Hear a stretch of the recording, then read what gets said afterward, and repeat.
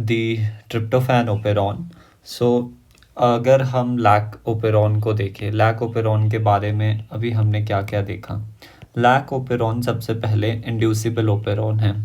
Agree, inducible operon है। क्यों इसे इंड्यूसिबल बोलते हैं? बिकॉज जो इसमें सबस्ट्रेट होता है that is the lactose, actually जो एलोलैक्टोज है वो क्या करता है, हमारे पास इस ओपेरॉन को स्विच ऑन करवाता है और इंड्यूसेस करवाता है। और लैक ओपेरॉन इंड्यूसिबल है, यानी inducer is able to switch on the operon. यानी नॉर्मली लैक ओपेरॉन कैसे रहेगा, नॉर्मली ये स्विच ऑफ मोड पर रहेगा। जब जब आपके पास इंड्यूसर आएगा तब तक आपके पास ये ऑन होगा, राइट। तो लैक ओपेरॉन के बारे में सिर्फ इतना था। अब ट्रिप्टोफैन के बारे में कुछ जनरल पॉइंट डिस्कस करते हैं।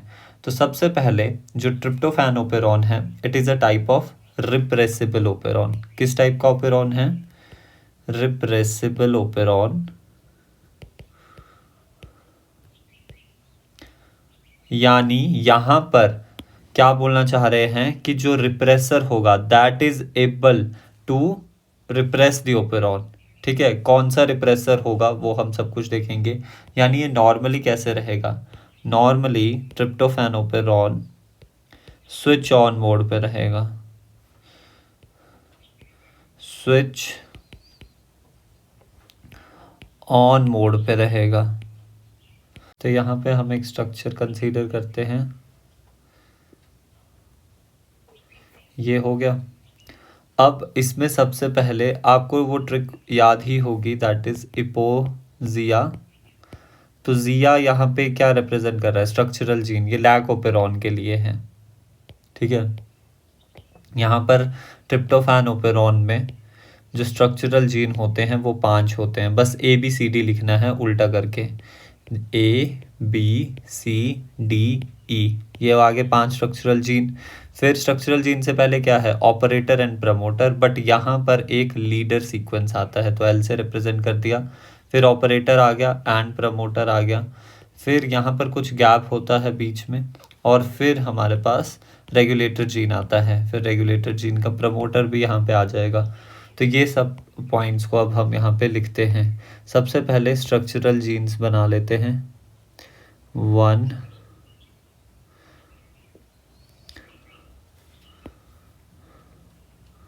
2 वेट 2 3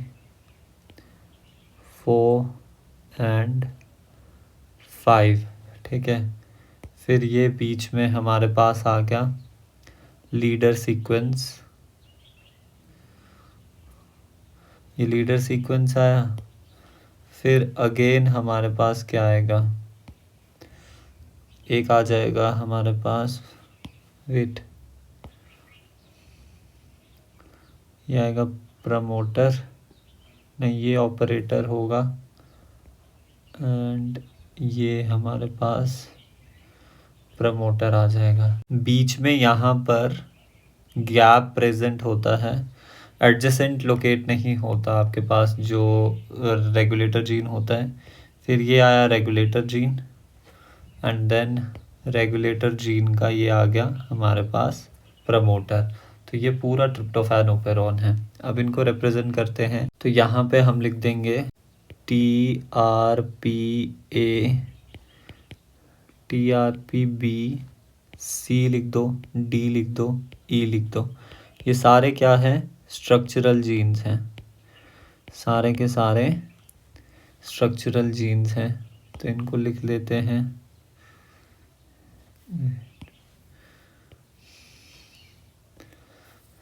ये हमारे पास क्या है, स्ट्रक्चरल जीन्स।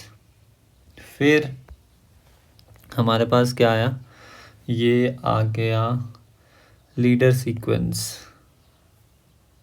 वाइट से ही लिखेंगे, लीडर सीक्वेंस।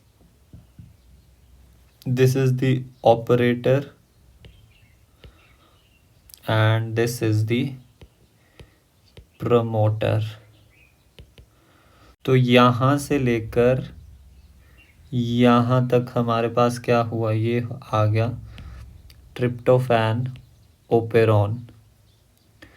फिर बीच में आपके पास स्पेस प्रेजेंट होता है and this is actually the regulator gene.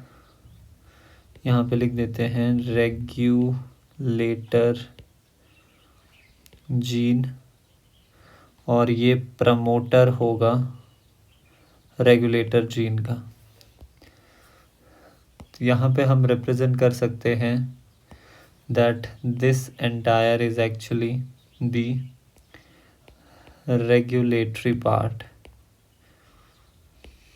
तो ये ट्रिप्टोफैन ओपेरॉन है, रिमेंबर दिस थिंग। अब जो ये आपके पास सारे स्ट्रक्चरल जीन्स हैं, इनसे हमारे पास क्या बनेगा, इनसे एक mRNA बनेगा।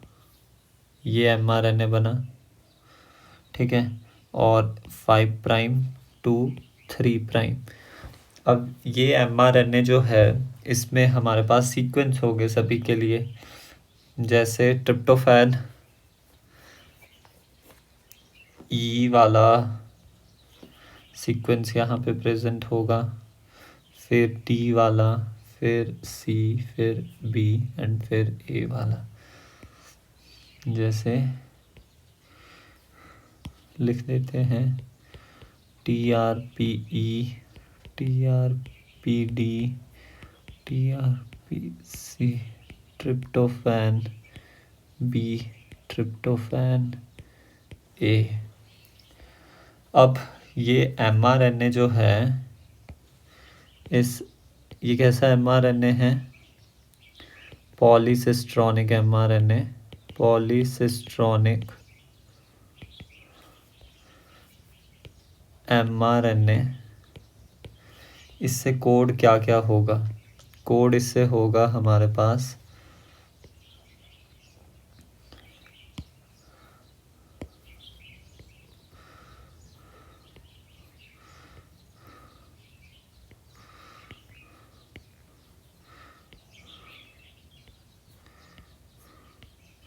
ये बना देगा एंजाइम 1 ई जो है, enzyme 1, enzyme 2, enzyme 3, enzyme 4, enzyme 5, and these all enzymes are all 5 enzymes involved in, किस में इन्वॉल्व है ये, involved in tryptophan biosynthesis, tryptophan biosynthesis from choristmic acid,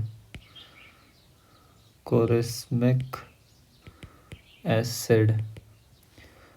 यहाँ पे मैंने एक रिएक्शन लिखी है दैट जो कोरिस्मिक एसिड है वो इंटरमीडिएट 1 में कन्वर्ट होगा एंड इंटरमीडिएट 1 2 में, एंड 2 से फाइनली ट्रिप्टोफैन बनेगा।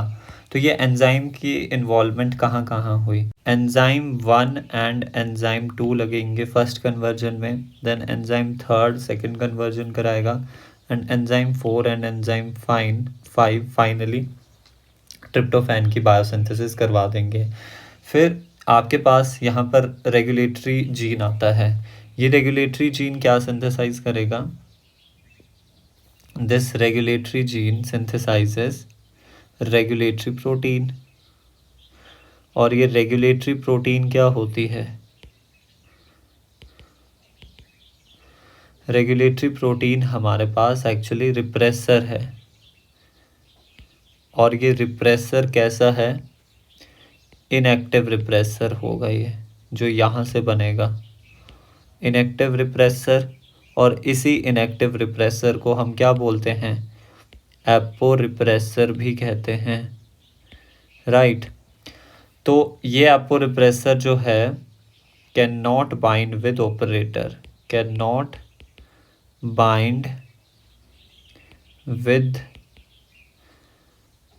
ऑपरेटर, जिसकी वजह से क्या होगा, operon, tryptophan operon remains active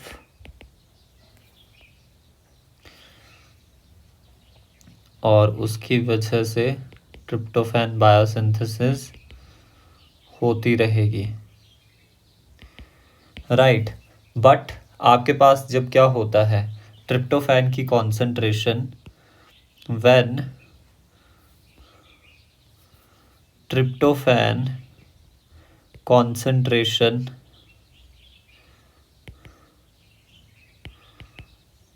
या सिंपली लिख देते हैं ऐसे, जब ट्रिप्टोफैन की कॉन्सेंट्रेशन जो है सिग्निफिकेंटली हायर हो जाएगी, बढ़ जाएगी, ठीक है, तो क्या होगा, ट्रिप्टोफैन की कॉन्सेंट्रेशन जब आपके पास बढ़ गई, then few tryptophan molecule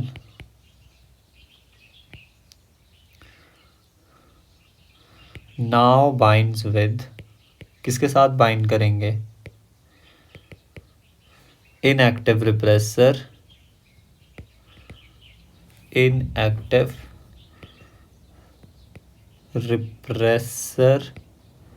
and make it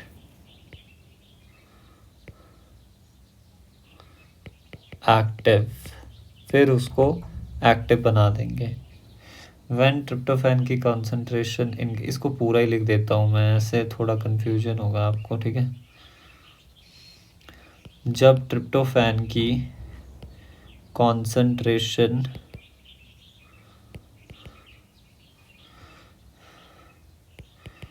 increases more than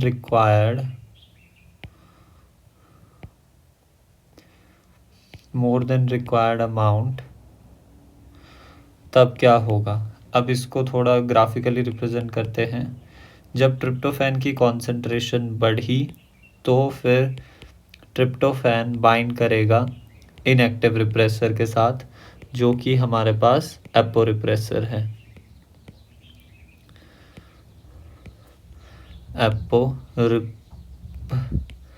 repressor complex बना।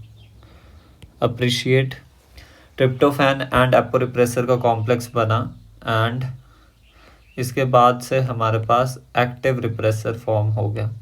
अब ये जो एक्टिव रिप्रेसर है ये किसके साथ बाइंड करेगा, बाइंड्स टू ऑपरेटर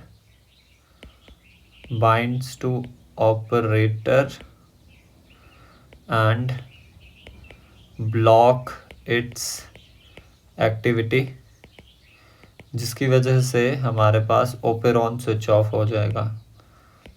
ओपेरॉन, कौन सा operon, tryptophan operon switch off, और उसकी वजह से सिग्निफिकेंटली नो ट्रिप्टोफैन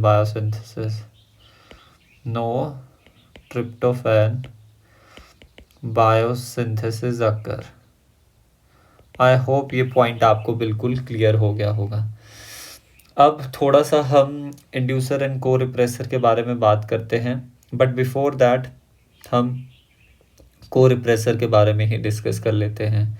को रिप्रेसर एक्चुअली है क्या, को रिप्रेसर एंड एपो रिप्रेसर के बीच डिफरेंस देखते हैं, right.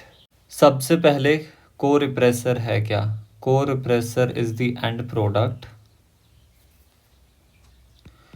is the end product of the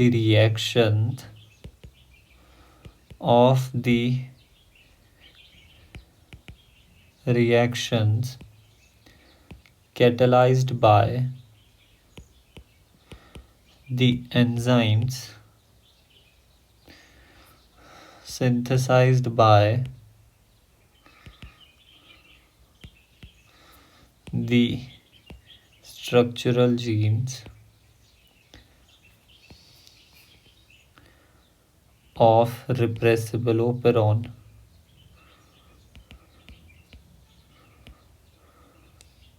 को रिप्रेसर किसको बोल रहे हैं हम, को रिप्रेसर एक एंड प्रोडक्ट है किन रिएक्शन का, जो कि कैटेलाइज की एंजाइम ने, जो कि सिंथेसाइज हुए स्ट्रक्चरल जीन से, किसके, ऑफ रिप्रेसिबल ओपेरॉन। तो यहाँ पे मेरे को बताना को रिप्रेसर कौन है। को रिप्रेसर बोला हमने एंड प्रोडक्ट है कोई, किसका? रिएक्शंस का, जो कि कैटेलाइज की गई है एंजाइम्स द्वारा, जो कि सिंथेसाइज हुए हैं बाय द ओपेरॉन। कौन सा ओपेरॉन? Repressible operon. तो एंड प्रोडक्ट क्या है? Tryptophan. That's why tryptophan is the को रिप्रेसर। तो को repressor is the end product, that is the tryptophan, which is synthesized by the reaction catalyzed by the enzymes of structural genes of the repressible operon। तो हमें रटना कुछ नहीं है, याद रखना है कि को रिप्रेसर क्यों है ट्रिप्टोफैन, बिकॉज वो एंड प्रोडक्ट ही है उन सारी रिएक्शन का। तो ट्रिप्टोफैन ओपेरॉन में कौन हुआ हमारे पास को रिप्रेसर? Itself the tryptophan. अब एपोरिप्रेसर बताना कौन है? एपोरिप्रेसर तो हम बात कर चुके हैं। is the aporepressor is the regulatory protein that is synthesized by, कौन synthesize कर रहा है? that is synthesized, इसे थोड़ा सा शिफ्ट करते हैं, that is synthesized by regulator gene of repressible operon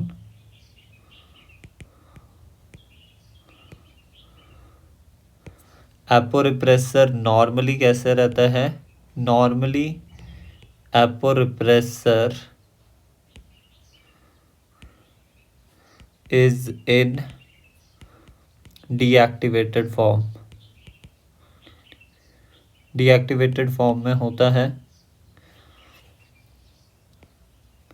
which cannot bind with operator, which cannot binds and block the operator,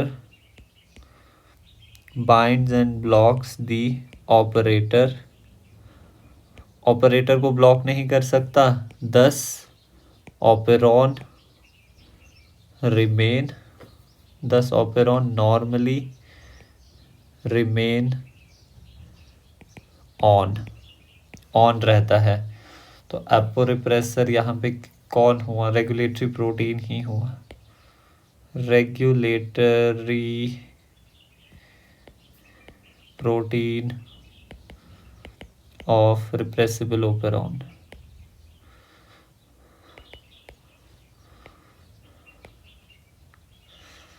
regulatory protein को ही हम एपोरिप्रेसर कह रहे हैं। अब किसके बारे में हम बात करें? को रिप्रेसर जब बाइंड करता है किसके साथ? को रिप्रेसर एपोरिप्रेसर के साथ बाइंड करेगा। हाँ बिल्कुल, को रिप्रेसर एपोरिप्रेसर के साथ ही बाइंड करता है। तो हम यहाँ पे पॉइंट लिख सकते हैं दैट व्हेन को रिप्रेसर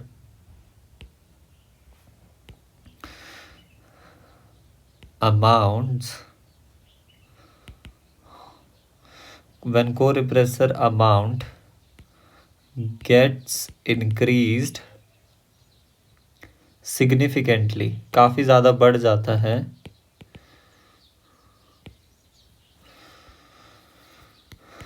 then co-repressor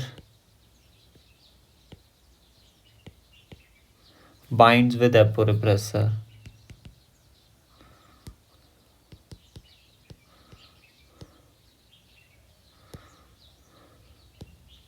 यहाँ पे हम स्टोरी देखेंगे कैसी है।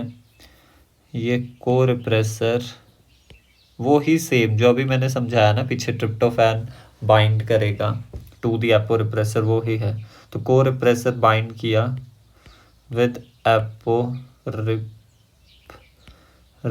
के साथ, तो बना को रिप्रेसर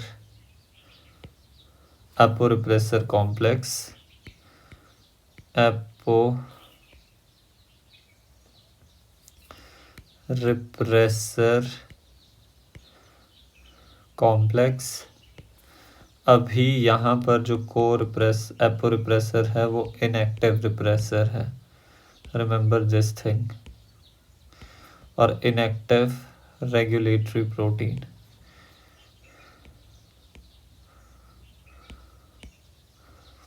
और यहाँ पर हमारे पास कोरिप्रेसर ट्रिप्टोफैन है। ये कंडीशन जब तब हो रही है जब कोरिप्रेसर का अमाउंट कंसंट्रेशन बड़ा हुआ है। कोरिप्रेसर एपोरिप्रेसर कॉम्प्लेक्स हुआ। अब ये एपोरिप्रेसर जो है ये एक्टिव रिप्रेसर बन चुका है।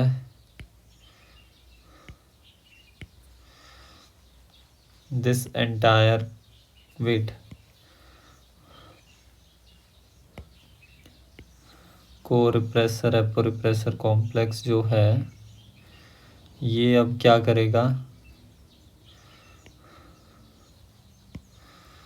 बाइंड्स एंड ब्लॉक ऑपरेटर, जिसकी वजह से ओपेरॉन स्विच ऑफ हो जाएगा। Right, so this is all about co-repressor and the apo-repressor. Also one more thing, आपको co-repressor and apo-repressor को तो साथ याद ही रखना होता है और इंड्यूसर एंड को-repressor को भी हमेशा साथ याद रखना होता है। तो यहाँ पे मैं एक नोट लिख देता हूँ।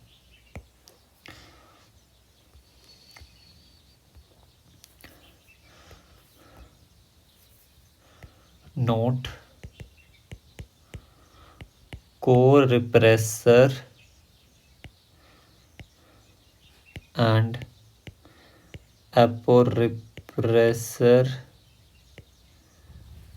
weight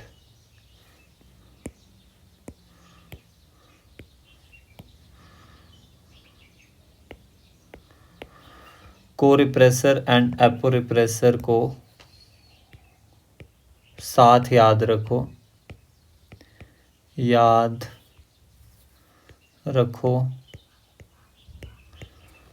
ऑल्सो को-repressor एंड इंड्यूसर को भी हमेशा साथ याद रखो, इंड्यूसर एंड को-repressor को।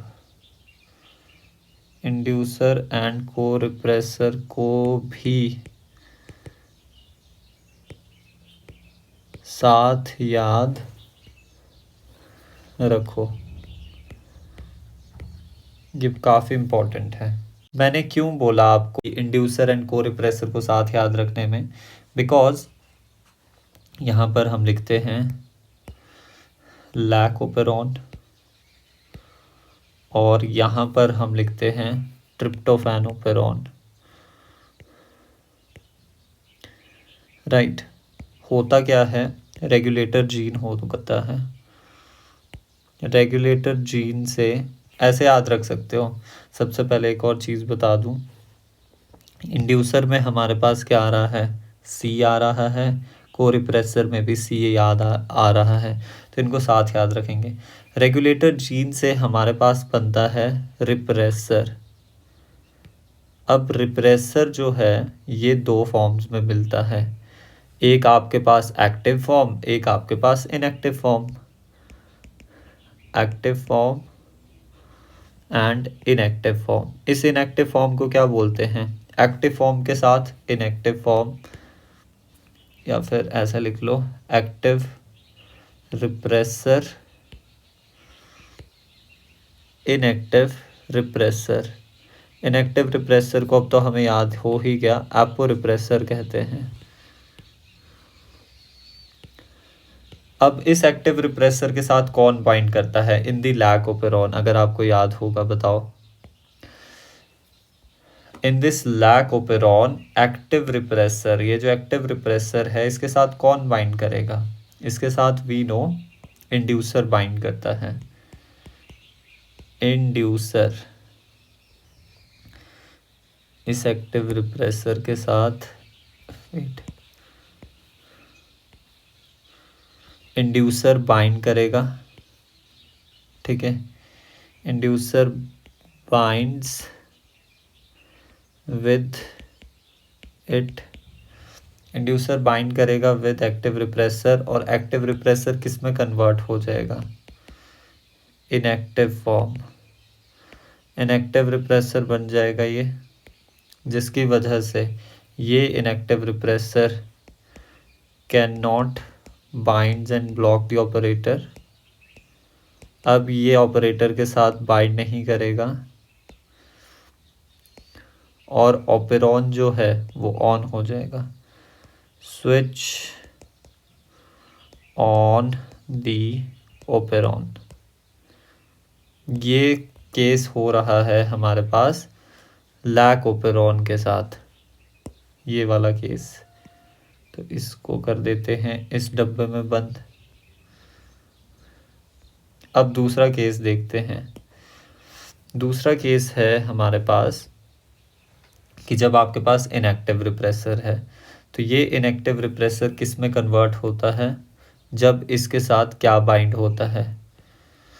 देखो, अगर ट्रिप्टोफैन ओपेरॉन की बात करें तो क्या बाइंड क्या होगा, बाइंड हमारे पास एपो रिप्रेसर के साथ। बोला एपो रिप्रेसर के साथ क्या याद चीज़ रखनी है, को रिप्रेसर। को रिप्रेसर बाइंड होगा। अब को रिप्रेसर क्या है, यहाँ पे ट्रिप्टोफैन है और वहाँ पर लैक ओपेरॉन में इंड्यूसर क्या था, दैट इज दी लैक्टोज। इसको किसी और कलर से रिप्रेजेंट करना चाहिए, इंस्टेड पिंक से करते हैं। राइट, तो को रिप्रेसर ट्रिप्टोफैन है। अब ये जो आपके पास को रिप्रेसर है, ये क्या करेगा, एपो रिप्रेसर के साथ बाइंड करेगा, बाइंड्स विद एपो रिप्रेसर, और क्या चेंज आएगा, एपो रिप्रेसर जो है वो हमारे पास एक्टिवेट हो जाएगा। एपो रिप्रेसर को रिप्रेसर कॉम्प्लेक्स बनेगा,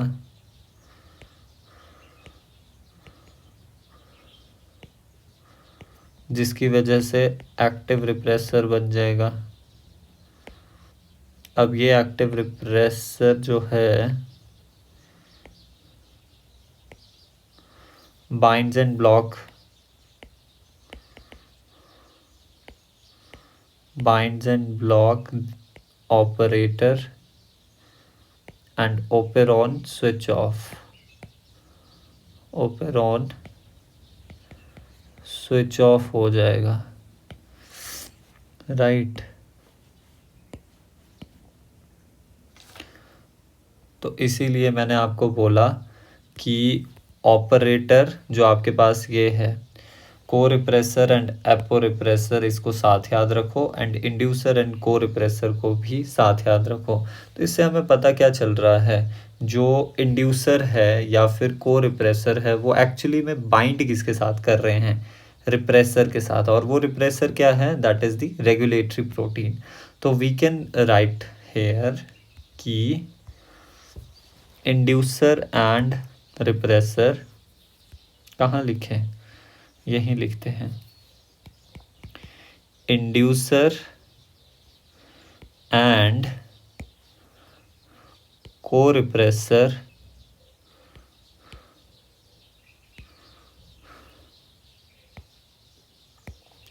क्या करते हैं, binds with the regulatory protein, that is the repressor, synthesized by, कौन synthesize कर रहा है उसको, synthesized by regulator gene, regulator gene। तो ये पॉइंट आपको पता होना चाहिए। इंड्यूसर एंड को रिप्रेसर दोनों ही हमारे पास किसके साथ बाइंड करते हैं, रिप्रेसर के साथ, और वो रिप्रेसर सिंथेसाइज करता है हमारा रेगुलेटर जीन। यहाँ पे मुझे एक पॉइंट बताओ कि एक्टिव रिप्रेसर है हमारे पास, ठीक है, और यहाँ पर हम लिखते हैं इनएक्टिव रिप्रेसर। क्या लिखा, इनएक्टिव रिप्रेसर। तो एक्टिव रिप्रेसर से हम इनएक्टिव कैसे बनाएं और इनएक्टिव से एक्टिव कैसे बनाएं, ये पॉइंट मुझे बताओ।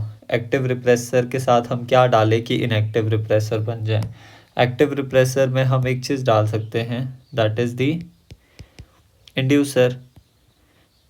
यानी अगर आपने लैक्टोज दे दिया तो आपके पास इनएक्टिव रिप्रेसर बन जाएगा। और इनएक्टिव रिप्रेसर है, मान लेते हैं that is the apo repressor. उससे हम एक्टिव रिप्रेसर कैसे बनाएंगे? अगर आपने को रिप्रेसर दे दिया, को रिप्रेसर जो है वो क्या है? That is the tryptophan. यानी और ये दोनों लैक्टोज एंड ट्रिप्टोफैन क्या है? लैक्टोज एंड ट्रिप्टोफैन दोनों ही हमारे पास सबस्ट्रेट है, और दोनों के दोनों substrate that can binds to, किसके साथ बाइंड कर सकते हैं ये दोनों? Regulatory protein, that is the repressor. दोनों के दोनों रिप्रेसर के साथ बाइंड कर सकते हैं, या फिर हम बोल सकते हैं रिप्रेसर जो है वो दोनों के साथ बाइंड कर सकता है, लैक्टोज भी और ट्रिप्टोफैन भी। तो यहाँ पे सिंपली लिख देते हैं that active repressor may be rendered inactive, active repressor may be rendered inactive, यानी एक्टिव रिप्रेसर को इनएक्टिव किया जा सकता है by the addition of inducer whereas जो इनएक्टिव रिप्रेसर है, इनएक्टिव रिप्रेसर एक्चुअली है क्या? Apo repressor. inactive repressor, that is the aporepressor, gets activated, can be made activated, can be made activated by addition of co-repressor।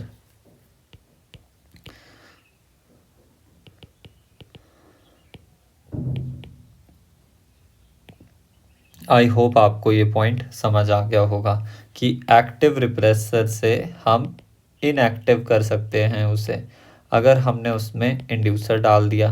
और inactive repressor जो है यानी apo repressor, उसे आप activate करा सकते हैं जब आप उसमें ट्रिप्टोफैन डाल दो, यानी कि को रिप्रेसर।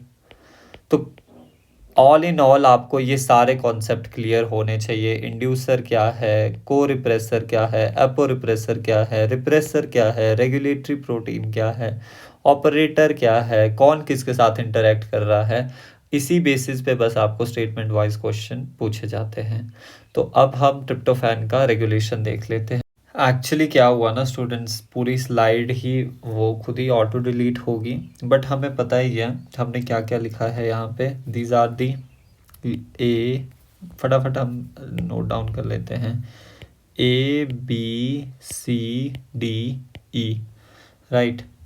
और फिर यहाँ पर ये था लीडर सीक्वेंस, ये था हमारे पास ऑपरेटर, ये था promoter, this is the regulator and this is the promoter of regulator gene. अब हम रेगुलेशन देखेंगे बाय द लीडर सीक्वेंस। तो यहाँ पर पॉइंट लिखते हैं that leader sequence also regulates tryptophan operon। कैसे करता है वो हम देखेंगे। ट्रिप्टोफैन ओपेरॉन लीडर सीक्वेंस में सबसे पहले हमें पता होना चाहिए लीडर डीएनए सीक्वेंस होता है। लीडर डीएनए सीक्वेंस होगा जब वो ट्रांसक्राइब होगा, यानी उसकी ट्रांसक्रिप्शन होगी, तो एमआरएनए पे भी आ जाएगा वो। तो एमआरएनए लीडर सीक्वेंस। अब एमआरएनए लीडर सीक्वेंस के 5 पार्ट्स होते हैं, 1 2 3 4 एंड 5। जो फर्स्ट पार्ट होता है लीडर सीक्वेंस का, उसमें has 2 codons for tryptophan, 2 codons for tryptophan. और ट्रिप्टोफैन हमें पता है सिर्फ एक ही कोडोन से कोड होता है, दैट इज़ UGG।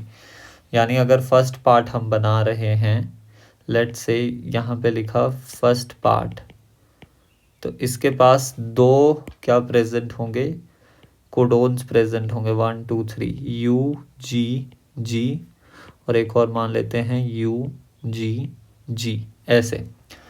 फिर जो आपके पास सेकंड पार्ट है, second part and third part can base pair with each other, base pairs with each other। और जब वो आपस में बेस पेयर करते हैं तो आपके पास एक लूप बनती है, चलो उसको बाद में समझते हैं, पहले इतना सा समझ लो। फिर ऑल्सो जो आपके पास थर्ड पार्ट है एंड फोर्थ पार्ट है can also binds, can binds with each other, binds बोल लो या base pairs with each other कह लो। ऐसा क्यों होता है, इसके पीछे रीज़न क्या है, इन दोनों केसेस के पीछे, चाहे ये हो गया चाहे ये हो गया, रीज़न क्या है इसके पीछे?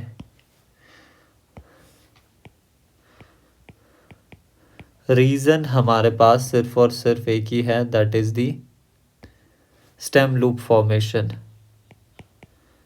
स्टेम लूप फॉर्मेशन होती है क्योंकि, बिकॉज यहाँ पे हम लिख सकते हैं, because second and third, second third and fourth part जो है has complementary inverted sequence, complementary inverted sequence होते हैं इनके पास, इन्वर्टेड रिपीट्स कह लो या sequence, has complementary inverted repeats due to which after base pairing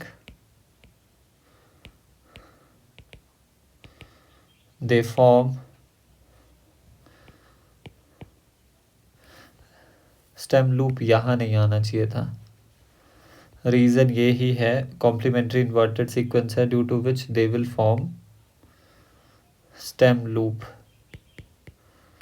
stem loop structure और हेयर पिन स्ट्रक्चर भी इसे कहते हैं, हेयर पिन स्ट्रक्चर। अब हमारे पास स्टेम लूप और हेयर पिन लूप के बारे में हम पढ़ेंगे। स्टेम लूप, वेट,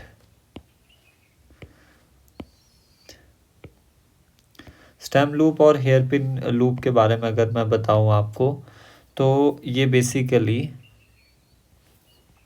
क्यों फॉर्म होता है, ड्यू टू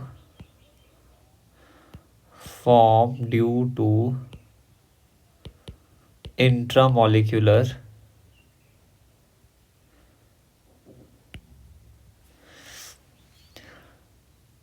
बेस पेयरिंग, या फिर आप बोल लो हाइड्रोजन बॉन्डिंग,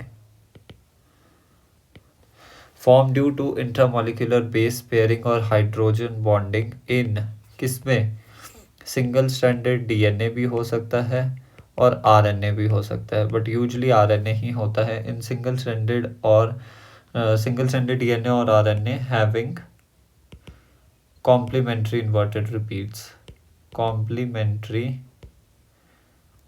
इन्वर्टेड रिपीट्स,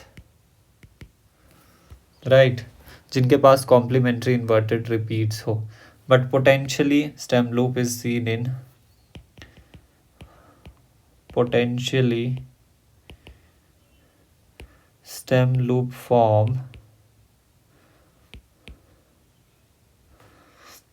इन mRNA में फॉर्म होती है स्टेम लूप। तो हम क्या बोल रहे हैं इतनी देर से, आपको समझ आ रहा है कि हमें पता है कि जो ट्रिप्टोफैन ओपेरॉन है उसमें लीडर सीक्वेंस प्रेजेंट है। अब वो लीडर सीक्वेंस जो है वो ट्रिप्टोफैन ओपेरॉन को रेगुलेट करता है। अब लीडर सीक्वेंस डीएनए में प्रेजेंट है तो वो एमआरएनए में भी ट्रांसक्राइब होता है, बिकॉज वो किसके पहले बाद प्रेजेंट है, प्रमोटर के बाद प्रेजेंट है। देखो प्रमोटर है, ऑपरेटर है, फिर लीडर सीक्वेंस एंड देन फिर स्ट्रक्चरल जीन्स प्रेजेंट है 5। तो जो प्रमोटर के बाद वाला पार्ट होगा वो ट्रांसक्राइब हो जाता है, राइट। और फर्स्ट पार्ट जो होता है, 5 पार्ट्स इसमें प्रेजेंट होंगे। फर्स्ट पार्ट में हमारे पास 2 कोडोन होते हैं फॉर द ट्रिप्टोफैन, और ट्रिप्टोफैन हमें पता है सिर्फ एक कोडोन से कोड होता है, दैट इज UGG। तो फर्स्ट पार्ट में 2 कोडोन्स दिखा दिए। Second part and third part जो है वो बेस पेयर कर सकता है एक दूसरे के साथ, and third part and fourth part जो है वो आपस में बेस पेयर और बाइंड कर सकते हैं। इसके पीछे रीज़न क्या है? रीज़न ये है कि these part have complementary inverted repeats। ऐसे सीक्वेंसेस होंगे जो कि कॉम्प्लीमेंट्री होंगे आपस में, और जिसकी वजह से वो आपस में बेस पेयरिंग करेंगे और एक स्ट्रक्चर बनाएंगे जिसे हम स्टेम लूप और हेयर पिन स्ट्रक्चर कहते हैं।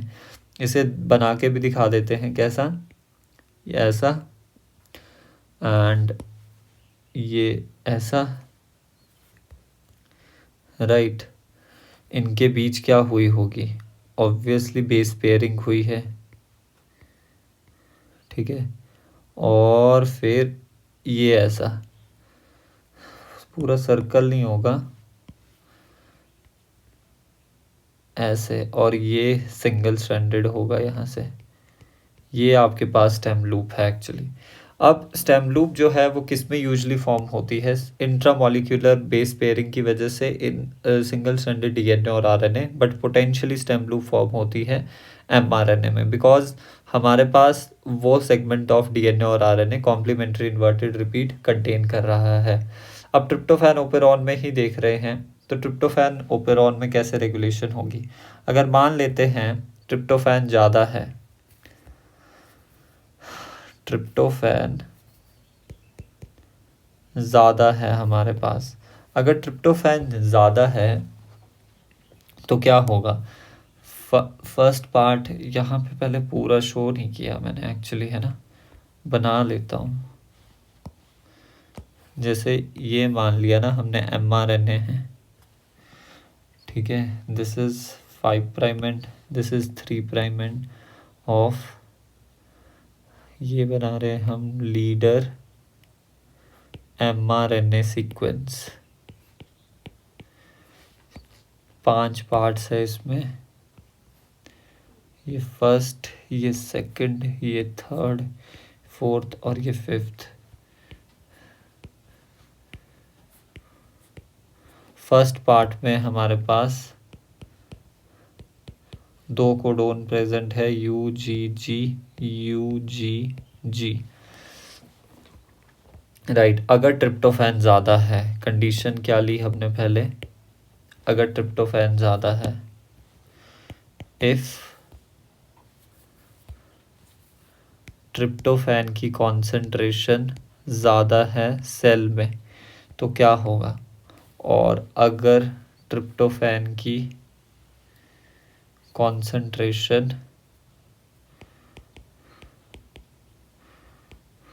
कम है सेल में तो क्या होगा? अगर ट्रिप्टोफैन की कॉन्सेंट्रेशन ज़्यादा है ना, तो यहाँ पर जो राइबोसोम प्रेजेंट होगा उस पे जो टीआरएनए आएगा, चार्ज टीआरएनए जो कि ट्रिप्टोफैन को कैरी कर रहा होगा, वो फटाफट सेल से ट्रिप्टोफैन को ढूंढेगा। ये वाला टीआरएनए जो है वो सेल से ट्रिप्टोफैन को फटाफट ढूंढेगा और पिकअप करके ला देगा।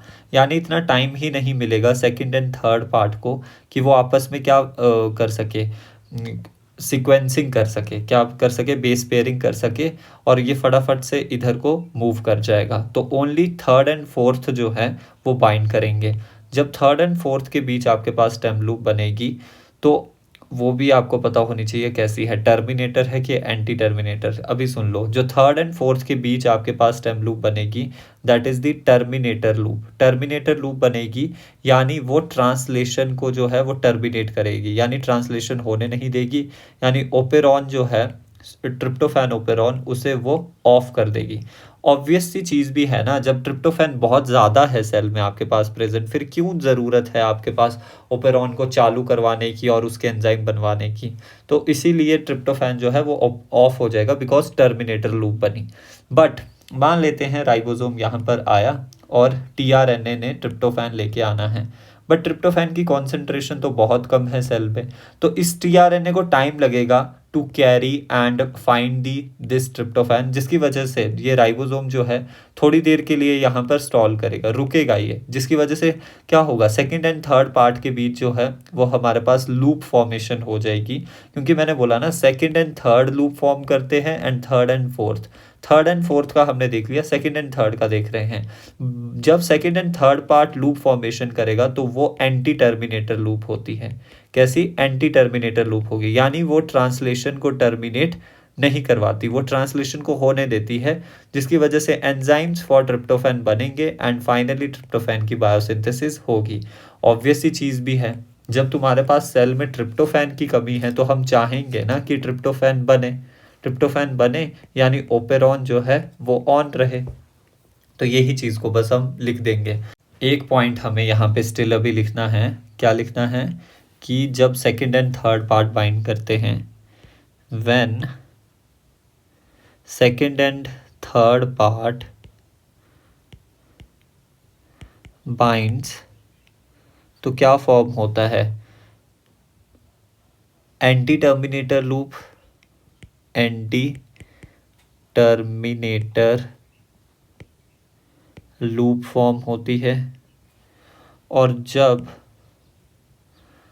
Third and fourth part bind करते हैं, फोर्थ पार्ट बाइंड करते हैं तो टर्मिनेटर लूप फॉर्म होती है। ये बहुत इंपॉर्टेंट कॉन्सेप्ट है। एंटी टर्मिनेटर लूप फॉर्म हुई यानी ट्रांसलेशन जो है वो हमारे पास continue,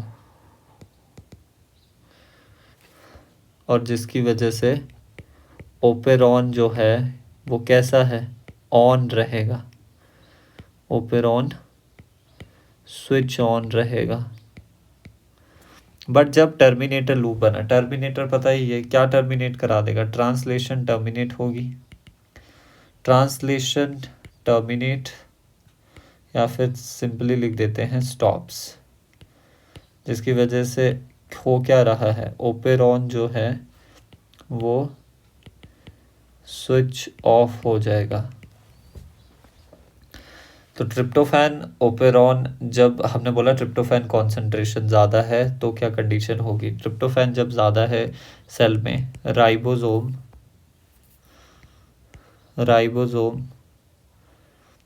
will translocate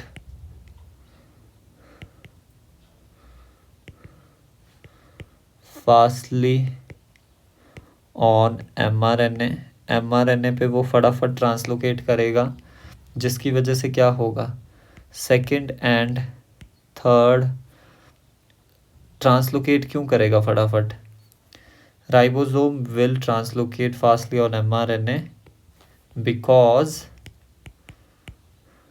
tRNA finds and carry tryptophan quickly from cytoplasm, cytoplasm से फटाफट वो फाइंड करेगा और पिकअप करेगा, और इसकी वजह से क्या होगा, due to which second and third part can not base pair and third and fourth part base pair with each other, forming stem loop। कौन सी स्टेम लूप बनेगी, टर्मिनेटर स्टेम लूप बनेगी।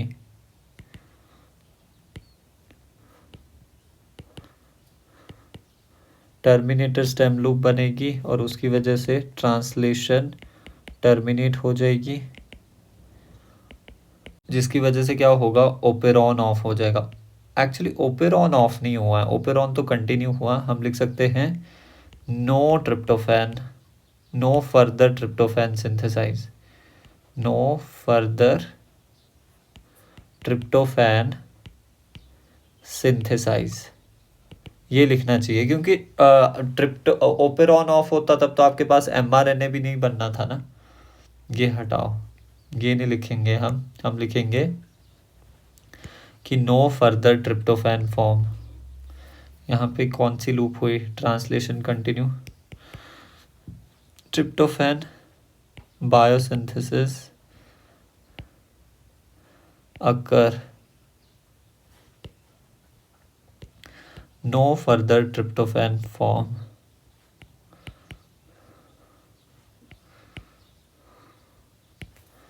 राइट, तो यहाँ पे हमने लिख दिया no further tryptophan synthesis occurs. तो ये हुआ हमारे पास जब ट्रिप्टोफैन की कॉन्सेंट्रेशन ज़्यादा है। बट जब ट्रिप्टोफैन की कॉन्सेंट्रेशन कम है तो क्या होगा, जब ट्रिप्टोफैन की कॉन्सेंट्रेशन कम है तो tRNA को takes time to find and carry tryptophan,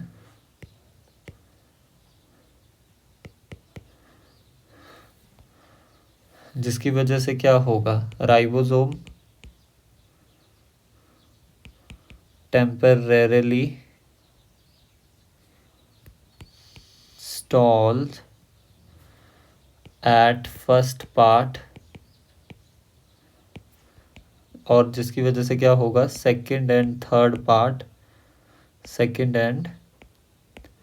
third part में क्या होगी, थर्ड पार्ट बेस पेयर्स और फॉर्म करेंगे क्या, anti terminator stem loop, anti terminator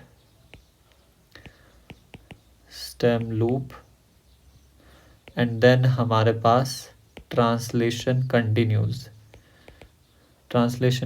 होगी तो आपके पास tryptophan biosynthesis occur, tryptophan biosynthesis occurs. Right, चलो ये हो गया। तो हम लिख सकते हैं कि जो लीडर सीक्वेंस होता है, in leader sequence regulation occur at translation level, in leader sequence regulation occur at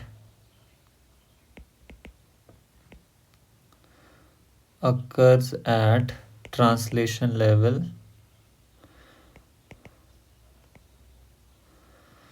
right. अब हम थोड़ा डायग्रामेटिकली इसको देखेंगे ट्रिप्टोफैन ओपेरॉन को। तो यहाँ पे हम देख सकते हैं कि जीन कब ऑफ रहेंगे, यानी स्ट्रक्चरल जीन कब ऑफ रहेंगे, जब आपके पास क्या होगा, बताओ आप मेरे को बताओ, जब आपके पास एपो रिप्रेसर जो इनएक्टिव रिप्रेसर बन रहा था उसके साथ को रिप्रेसर जुड़ जाए, यानी एपो रिप्रेसर को रिप्रेसर कॉम्प्लेक्स जो है वो क्या करेगा, इस ऑपरेटर को ब्लॉक कर देगा। और ऐसा कब फॉर्म पॉसिबल है, जब ट्रिप्टोफैन आपके पास ज़्यादा हो सेल में, राइट। तो in the presence of tryptophan repressor protein binds to the operator and transcription is block. अब जीन ऑन कब रहेगा, जीन आपके पास नॉर्मली ऑन रहता है, नॉर्मली ऑन रहेगा। क्यों रहेगा, बिकॉज जो आपके पास रिप्रेसर है, ये जो रेगुलेटरी जीन है, ये जो रिप्रेसर फॉर्म कर रहा है, ये एक्चुअली डीएक्टिव है, और उस डीएक्टिवेटेड रिप्रेसर को हम एपो रिप्रेसर कहते हैं। And this apo repressor is potentially do not bind to the operator. तो ऑपरेटर फ्री है तो आपके पास इनकी क्या होगी, ट्रांसक्रिप्शन होगी, ट्रांसलेशन होगी और एंजाइम सिंथेसिस होगी फॉर द ट्रिप्टोफैन। सो ये आई होप आपको अब तो समझ आ ही गया होगा। ये क्या है, ये रेगुलेटर जीन है, रेगुलेटर जीन रेगुलेटरी mRNA बनाएगा, एंड दिस रेगुलेटरी mRNA से हमारे पास ट्रिप्टोफैन का रिप्रेसर बनेगा, जो कि एक्चुअली एपो रिप्रेसर है। कैसा है, एपो रिप्रेसर है। अब ये एपो रिप्रेसर किसके साथ बाइंड किया, विद द ट्रिप्टोफैन, फिर ये हमारे पास क्या बन गया, ये बना हमारे पास एक्टिव रिप्रेसर। कैसा बना, एक्टिव रिप्रेसर। ये एक्टिवेटेड रिप्रेसर ऑपरेटर के साथ जाएगा और ऑपरेटर को क्या कर देगा, ब्लॉक, जिसकी वजह से स्ट्रक्चरल जीन की ट्रांसक्रिप्शन नहीं होगी। दो कंडीशन है, हाई ट्रिप्टोफैन, लो ट्रिप्टोफैन। अगर तो ट्रिप्टोफैन हाई हुआ तो हमारे पास क्या होगा, जो ट्रिप्टोफैन है, ट्रिप्टोफैन इटसेल्फ जाके बाइंड होगा टू दी एपोरिप्रेसर। फिर वो एपोरिप्रेसर जो है को एक्टिवेट कर देगा एंड एक्टिवेटेड रिप्रेसर ऑपरेटर के साथ, ऑपरेटर जो है ब्लॉक हो जाएगा, ओपेरॉन ऑफ हो जाएगा। ठीक है, ओपेरॉन ऑफ हो गया तो यहाँ पे लिखा है अटेनुएटेड mRNA। बट अगर आपके पास लो ट्रिप्टोफैन हुआ, लो ट्रिप्टोफैन हुआ तो ये ट्रिप्टोफैन एपोरिप्रेसर जो है वो इनएक्टिव ही रहेगा और वो ऑपरेटर के साथ बाइंड नहीं करेगा, ऑपरेटर फ्री रहेगा और स्ट्रक्चरल जीन की ट्रांसक्रिप्शन हमारे पास होती रहेगी, यानी ऑपेरॉन ऑन रहेगा। राइट, अब हम देखते हैं ऑर्गेनाइजेशन ऑफ रीजन्स। हम लीडर सीक्वेंस की बात कर रहे हैं तो 5 मेनली सीक्वेंसेस इधर प्रेजेंट होंगे। फर्स्ट पार्ट को अगर हम देखें, फर्स्ट पार्ट मेनली, तो यहाँ पे 2 ट्रिप्टोफैन के लिए कोडोन प्रेजेंट होते हैं। हमने देखा सेकंड एंड थर्ड जब बाइंड करेंगे तो बनेगा एंटी टर्मिनेटर लूप, और जब थर्ड एंड फोर्थ बाइंड करते हैं तो हमारे पास टर्मिनेटर लूप बनता है। या आप देख सकते हैं सेकंड एंड थर्ड जब बाइंड किया anti terminator loop, third and fourth जब बाइंड किया तो टर्मिनेटर लूप।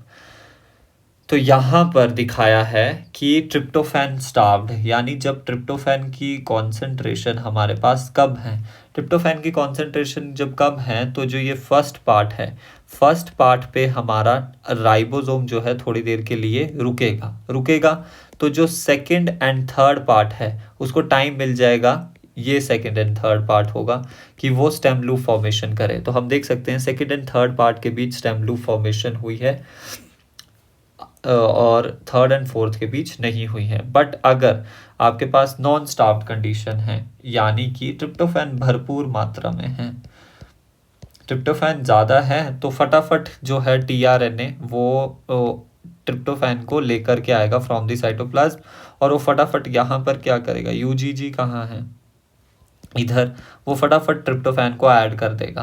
तो इतना टाइम ही नहीं मिलेगा कि फर्स्ट पे वो राइबोसोम रुका तो सेकंड एंड थर्ड के बीच जो है वो आपके पास स्टेम लूप फॉर्मेशन नहीं होगी, रादर थर्ड एंड फोर्थ के बीच स्टेम लूप फॉर्मेशन हो जाएगी। जब थर्ड एंड फोर्थ के बीच स्टेम लूप फॉर्म होती है, we know that stem loop is actually terminator loop. वो टर्मिनेटर लूप है और वो ट्रांसलेशन को इनिबिट कर देगी, ट्रांसलेशन नहीं हो पाएगी। For more such videos and concepts do like, share and subscribe.